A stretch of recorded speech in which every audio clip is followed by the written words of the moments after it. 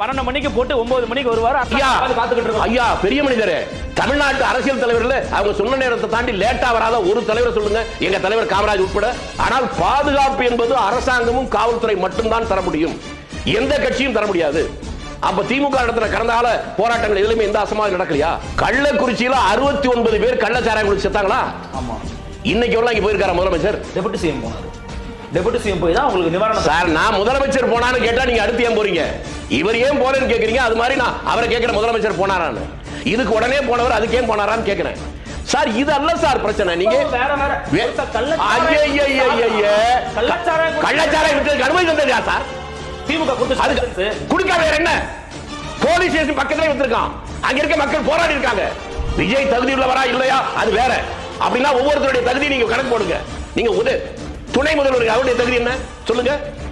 அவர் MLA ஆனார், இப்ப அமைச்சரா இருக்கார். அவ்வளவுதான்.